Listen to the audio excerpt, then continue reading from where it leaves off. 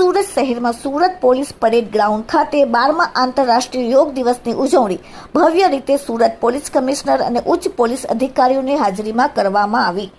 આજે સમગ્ર દેશમાં 12મા આંતરરાષ્ટ્રીય યોગ દિવસની ઉજવણી ઉત્સાહભેર કરવામાં આવી રહી છે, ત્યારે સુરત પોલીસ દ્વારા પણ પોલીસ પરેડ ગ્રાઉન્ડ ખાતે વિશેષ યોગ કાર્યક્રમનું આયોજન કરવામાં આવ્યું, જેમાં પોલીસ કમિશનરની હાજરીમાં મોટી સંખ્યામાં પોલીસ અધિકારીઓ અને કર્મચારીઓએ યોગાભ્યાસ કરીને સ્વસ્થ જીવનનો સંદેશ આપ્યો। સુરત પોલીસ દ્વારા 12મા આંતરરાષ્ટ્રીય યોગ દિવસ 2026ની ઉજવણી પોલીસ પરેડ ગ્રાઉન્ડ ખાતે કરવામાં આવી।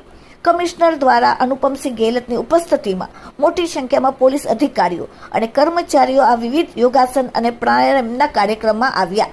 હંમેશા કાયદો વ્યવસ્થા જાળવવા અને લોકોની સેવામાં વ્યસ્ત રહેતા પોલીસ કર્મચારીઓ પોતાની શારીરિક અને માનસિક સ્વાસ્થ્યને વધુ મજબૂત બનાવી શકે તે માટે આ યોગ કાર્યક્રમનું આયોજન કરવામાં આવ્યું હતું। યોગ દ્વારા શરીર, મન અને આત્મા વચ્ચે સંતુલન સ્થાપિત થાય છે, તેમજ તણાવ, ડાયાબિટીસ, સ્થૂળતા સહિતની અનેક સમસ્યાઓમાં પણ લાભ મળે છે। આ પ્રસંગે યોગને દૈનિક જીવનનો ભાગ બનાવવા અને સ્વસ્થ સમાજના નિર્માણ માટે સૌને યોગ અપનાવવાનો સંદેશો આપવામાં આવ્યો। પ્રધાનમંત્રી નરેન્દ્ર મોદીએ પણ યોગના વૈશ્વિક મહત્વને ઉજાગર કર્યું, યોગને વિશ્વવ્યાપી જન આંદોલન બનાવવામાં મહત્વપૂર્ણ યોગદાન આપ્યું છે। આ સાથે સુરત પોલીસ કમિશનરે આજે શું કહ્યું જુઓ વિડીયોમાં। Bureau report, daily India TV, Surat. આજે 12મા આંતરરાષ્ટ્રીય વિશ્વ યોગ દિવસ છે અને એના જ નિમિત્તે અમારા પોલીસ હેડક્વાર્ટરમાં અધિકારીઓ, જવાનો, અમારા સિનિયર સિટીઝન્સ, નાના બાળકો સ્કૂલના આ બધા યોગામાં જોડાયા। આર્ટ ઓફ લિવિંગ પરિવાર તરફથી યોગ ગુરુઓ આપણા યોગામાં જો અમે લોકોને અલગ અલગ આસન કરાયા।